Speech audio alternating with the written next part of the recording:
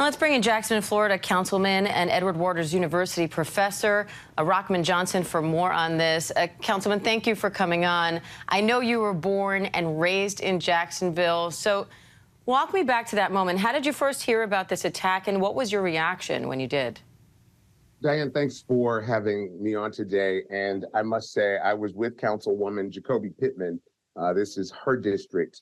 And although I represent a different district, I'm a fifth generation Edward Waters graduate and currently a professor there. Here's the thing, we were supposed to be there. We had an event with the Secretary of HUD, Marsha Fudge, had what's called the house party event, where, as you know, we're in a housing crisis in Florida. So the home ownership event was supposed to be at Edward Waters on Saturday. Unfortunately, there was a burst pipe or an air conditioner broke and what have you. And we ended up going about 2 miles down the road to the state college, the community college in the area. And so we were all supposed to be there. And so frantically, I was getting calls from the sheriff's department and the fire department wondering where I was, because it was on my public schedule to be there. So I was with Councilwoman Pittman. We came back here to City Hall and immediately went over because, number one, it's her district, but number two, this is my community. These are especially the students, but that community, College Garden, Newtown, all of the areas that were compromised by this crazed madman. Well, it's a tight-knit community, and so no matter where you live, Jacksonville itself, we are all grieving right now.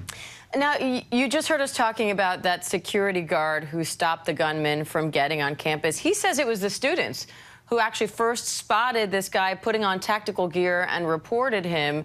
You're a professor there. You know this community. What do you think about how quickly these students acted? We have always said, if you see something, say something. And I am so proud of our learning community and the work we do together. Although I'm a journalist and I teach journalism and communications, the thing that I share with my students after 20 plus years in journalism, I so enjoy teaching them, but always be vigilant and watchful. And even though you may not be a part of the story, you have to look into the story and see what's there. So my students were sending me text messages. I'm seeing videos. They saw him and something did not look right. Here was a man that was getting out of his car, putting on tactical gear, gloves, mask, and it did not fit in the scope of what we usually see at Edward Waters. So I'm so proud of those students and vigilant, because if not for their quick thinking in calling the authorities, if not for the quick thinking of our campus security team, this could have been so much worse. It sure sounds that way. And so what are you hearing now from people in the community, from students at the university, and what do you say to people there who don't feel safe right now? And that's one thing that students don't. I was texting with some of my students last night and even into the wee hours of the morning, and some of them were saying, I don't feel safe or comfortable coming out of my dorm room. And that's no way for them to learn.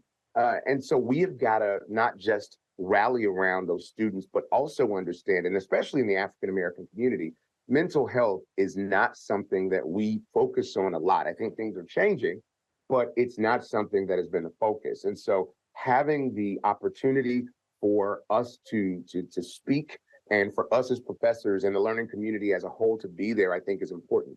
I reached out after this happened to my colleagues in academia from the National Association of Black Psychologists on the local and national level. They're putting together healing circles to be able to express this. But last night I went to a rally just outside of City Hall, right behind me, and we discussed, and the rally was, it was supposed to be a rally against this violence, but it turned into a rally and a march in the community against hate and violence and divisive rhetoric. And when we are planting seeds of this kind of divisive rhetoric and Confederate flags and monuments to a time past where people that look like me were not believed to be full people, these are the seeds that are planted that end up bringing the fruit that we see of what happened Saturday. So it starts with conversation, it starts with education, and most importantly, advocacy. A lot still left to be done there. Councilman Rockman Johnson, we appreciate your time today. Thank you. Thank you so much, Diane, and please keep us in your prayers. We sure will. Hi, everyone. George Stephanopoulos here. Thanks for checking out the ABC News YouTube channel. If you'd like to get more videos, show highlights, and watch live event coverage, click on the right over here to subscribe to our channel. And don't forget to download the ABC News app for breaking news alerts. Thanks for watching.